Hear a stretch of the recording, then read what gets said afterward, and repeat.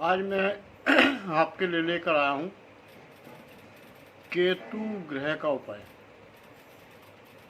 केतु का उपाय लेकर आया हूँ। केतु भी राहु का ही भाई है, क्योंकि राहु का जो राहु ग्रह है उसका नीचे का हिस्सा केतु बन गए और ऊपर का हिस्सा राहु ग्रह है। जब अमृत बांटा जा रहा था तो चुपके से जो राहु हैं वो वहाँ बैठ गए थे, तो उनका गर्दन काट दी गई, तो एक केतु बन गया, एक राहु बन गया। मगर वो अमृत पी चुके थे, अमर हो गए, तो उनको ग्रह की उपाधि दी गई। आज वो ग्रह हैं और अपना कार्य कर रहे हैं। मगर उनको जब सता गया, उनको गर्दन काटी गई, तो वो आज भी उल्टे काम करते हैं। सभी ग्रहों में उल्टा ग्रह राहु केतु है। तो केतु से बचाव के लिए, और केतु आपके लिए प्रसन्न है। ऐसा नहीं है कि कोई गलत होता है तो किसी के सबके लिए गलत हो जाता है। कई बार वो ग्रह आपकी मदद भी करने लगते हैं, क्योंकि वो अपने आप ही है। अगर आप किसी की मदद कर रहे हैं, एक बार करेंगे, दो बार करेंगे, तीन बार करेंगे, कितना भी निर्दयी होगा, तो वो एक दिन आने के टाइम एक दिन वो आएगा कि वो आपकी मदद करने लगेगा। तो इसी तरह मैं आज एक केतु का उपाय लाया हूँ। तो केतु को प्रसन्न कैसे करना है, केतु ग्रह से बचना कैसे है, केतु से कैसे बचना है आपने, तो ये जो उसका प्रकोप होता है, केतु भी कम नहीं है। बता दो आपको, राहु का ही दूसरा पार्ट केतु है। ऊपर का हिस्सा राहु ग्रह हो गए, नीचे का केतु हो गए। तो जैसे खतरनाक राहु हैं, ऐसे खतरनाक केतु हैं। ये भी उल्टे कार्य करते हैं, क्योंकि उनको भी सजा एक मिली है ना, उनकी गर्दन काट देगी, तो नीचे का हिस्सा केतु बन।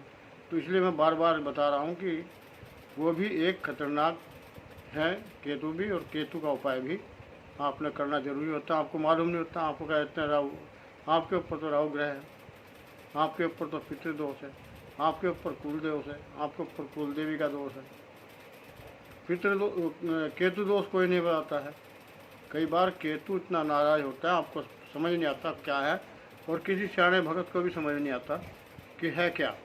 आपके पास आप किसी के पास जाएंगे तो वो अपना छोटा ना समझते हुए कि मैं छोटा पड़ जाऊंगा, ना बता पाया, जबकि उसको भी समझ में नहीं आ रहा कि इसको हुआ क्या है। मगर वो कुछ ना कुछ बताएगा आपको, नहीं तो छोटे महाराज बन जाएंगे वो। अगर कहेंगे मेरी समझ में नहीं आ रहा, तो वो छोटे महाराज हो जाएंगे। फिर हम उनको पूछना बंद कर देंगे, उन पर चढ़ावा आना बंद हो जाएगा। तो आपको कुछ ना कुछ वो बता देंगे, आपको चाहे वो पितृदोष ही बता दें। और पितृदोष बताएंगे तो आप भी कहेंगे गुरु जी इसका उपाय करो, इससे मुक्ति कराओ। तो आपको गुणन मुनन कुछ करके अपना कह देंगे इतना हमन करना पड़ेगा, इसका इतने वो होगा, और आप ये सामग्री ला दो। तो आपसे 1000-2000 की सामग्री मंगा लेंगे। 2 तांत्रिक बैठेंगे शमशान घाट पर जाकर, उनके 5-5 हज़ार रुपये उनके लिए भी चाहिए, 1000, 2-2000 जो भी लेगा, उनके अलग ले लिए। सामग्री जो अपने घर में आ गई तो फिर दुकानें बिक जाती है उनकी, और कैश अलग ले लिया उन्होंने। चढ़ावा चढ़ाना है वो अलग पहले चढ़ा दिया उन्होंने। तो इस तरह उनकी दिहाड़ी भी बन गई और अपना आप को बड़े बन गए। अगर आपको किसी कारणवश कहीं से आराम मिल गया, तो ये उनके जो किया है गुरु जी ने, जो हमारे पितृदोष का उपाय किया है, बस उससे थोड़ा ठीक हो गया, आपको संतुष्टि मिल गई। तो केतु अगर आपके ऊपर खराब है तो कोई नहीं बता पाता। केतु के लक्षण क्या है ये भी मालूम होना चाहिए। केतु के लक्षण है, आप किसी भी कार्य को कर रहे हैं, बार बार आप कर रहे हैं, उसमें असफल हो रहे हैं। आप मकान या ज़मीन खरीदने की सोच रहे हैं, बार बार पैसे इकट्ठे करते हैं, वो कहीं ना कहीं खर्च हो जाते हैं, वो प्लॉट नहीं ले पा रहे हैं।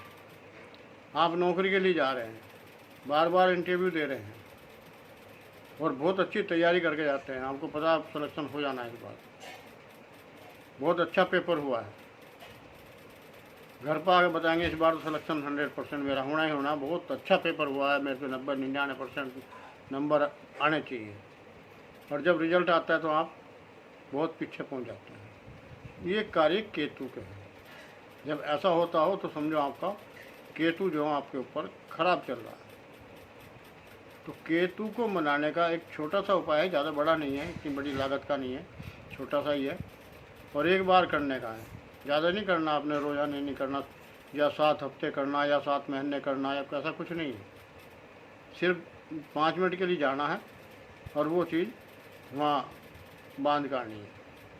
भाई इतना सा उपाय वहाँ आपने करना है और उसके बाद केतु जो है अपना आपके पक्ष में कार्य करना शुरू कर जाए। इतने खुश आपसे होंगे, छोटा सा उपाय से ही खुश हो जाएंगे।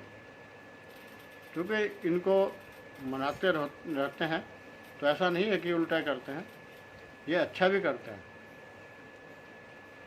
तो ये आपके लिए अच्छा करेंगे। उसके बाद अगर आप कहीं इंटरव्यू में जा रहे हैं, हड़ की तैयारी भी करके जाएंगे तो आपका सिलेक्शन होगा।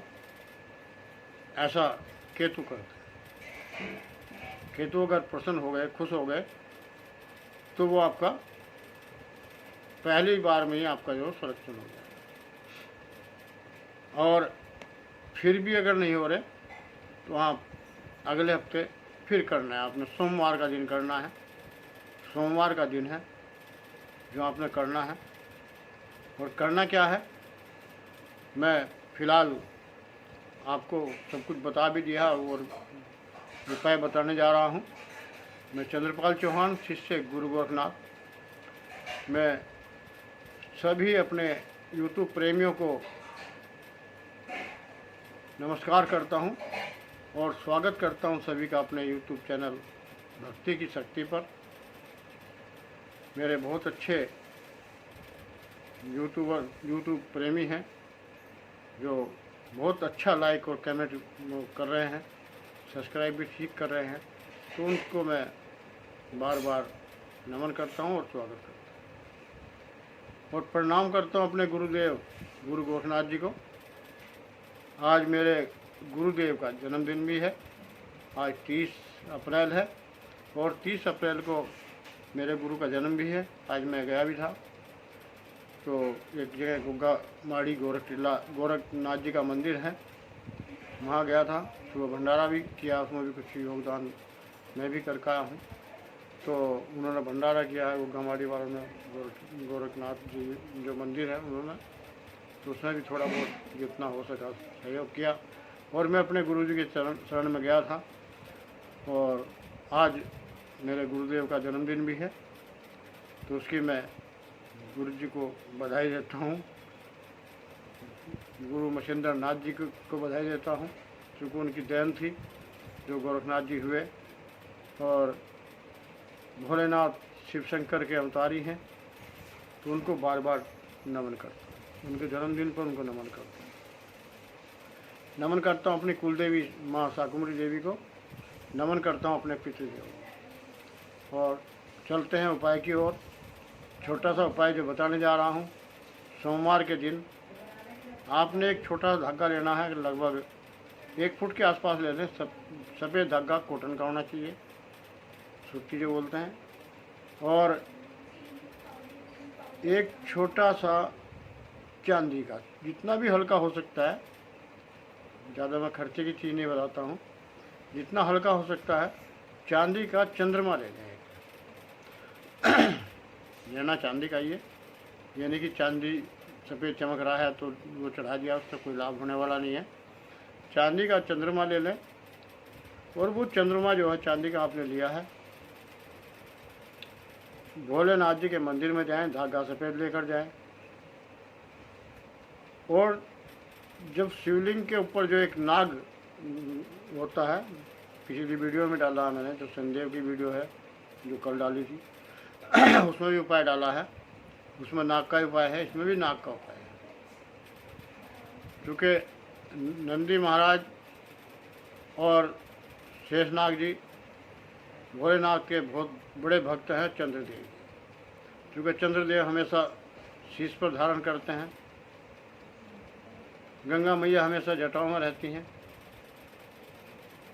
और शेषनाग हमेशा गले में रहते हैं और नंदी के ऊपर वो सवारी करते हैं। तो सबसे बड़े भगत भोलेनाथ के हैं और इनसे मांगी ही मन्नत हमेशा पूरी होती है। कई बार हम शिव जी के मंदिर जाते हैं, शिवलिंग पर कुछ चढ़ाते हैं तो सबसे पहले नंदी महाराज के कान में कुछ बोलते हैं। जो भी आपकी इच्छा होती है वो कान में बोली जाती है। और जब नंदी महाराज के कान में बोलते हैं कि भोलेनाथ से काम करवा देना, तो वो भोलेनाथ जी को कहते हैं, बताते हैं और भोलेनाथ जी उस कार्य को करते हैं। तो आपने जो नाग लिया है, सिर पे धागा लिया है और जो नाग शिवलिंग पर लटका हुआ है, शिवलिंग के चारों तरफ जो फंडे खड़े हुए हैं, तो उनकी जो पूँछ है, पूँछ को एक बिलान नाप लें, पूँछ की तरफ से एक बिलान नाप लें पूरा। और जो आपने चंद्रमा लिया है वो सफ़ेद धागे में पहली बांध लें, सफ़ेद धागे में बांध लें और वो पूँछ से एक बिलान ऊपर करके पूँछ पे बांध लें। और पूँछ पे बांधने के बाद आप जो वहाँ प्रणाम करें, नमस्कार करें, भोलेनाथ जी को से विनती करें और शेषनाग से विनती करें। जो भी आपका कार्य है उसको ध्यान में रखते हैं जब बांधेंगे आप ओम नमः शिवाय का जाप करें और नागराज का जो ध्यान करते हुए उनसे आग्रह करें कि मेरा एक कार्य है और मैं बार बार कर रहा हूँ, हो नहीं पा रहा है, कृपा कर ये कार्य को आप ही करेंगे, मैं आपके शरण में आया हूँ। तो इस तरह कहकर आप चले जाएँ। पहली बार में ही ये कार्य हो जाएगा। अगर नहीं हुआ तो अगले हफ्ते आना है, सोमवार को फिर जाना है, फिर एक ऐसी कार्य करना है और बोलना है कि मैं पिछली बार भी आया था, अभी कुछ नहीं हुआ है, मेरे ऊपर तरस कर खाएँ, मेरे ऊपर रहम करें और मेरा ये कार्य करा दें। तो आपका ये कार्य हो जाएगा। तो पहली बार में हो जाएगा। जैसी मुझे उम्मीद है ऐसी कि आपका ये कार्य पहली बार में हो जाएगा। तो आप प्रणाम करके जब निकलेंगे बाहर, फिर लास्ट की पैड़ी पर माथा टेकते हुए, और एक चीज़ और बता रहा हूँ, लास्ट में जब आते हैं, आते हुए कभी घंटी नहीं बजानी चाहिए। जाते हुए घंटी बजाते हैं मंदिर में, आते हुए घंटी बजा करना है। लास्ट की पैड़ी छुएं और नागराज देव से प्रार्थना करें कि हे नागराज देव, हम आपका आशीर्वाद लेकर जा रहे हैं। आपने हमें विजय का आशीर्वाद दिया है, मतलब जो भी कार्य जा रहे उस कार्य का आशीर्वाद दिया है, और ये आशीर्वाद हमारे ऊपर बनाकर रखना जब तक मैं इस कार्य के लिए निकल रहा हूँ। कल जा रहा हूँ, परसों जा रहा हूँ या फला तारीख को जा रहा हूँ, और इस कार्य को मेरे करा देना। ऐसा कहकर अपने घर को जा जाकर आराम से लेटने खाए पिए और फिर जो जिस कार्य करना है उस कार्य को, जिस दिन के लिए है इंटरव्यू है, लेट है, कौन सी तारीख का है, वो बोलकर भी आप जाएंगे। ये दिन, ये महीना, ये तारीख, ये सब कुछ बता के डिटेल में जब आप आएंगे। और इस टाइम मेरा इंटरव्यू के लिए भी जाऊँगा।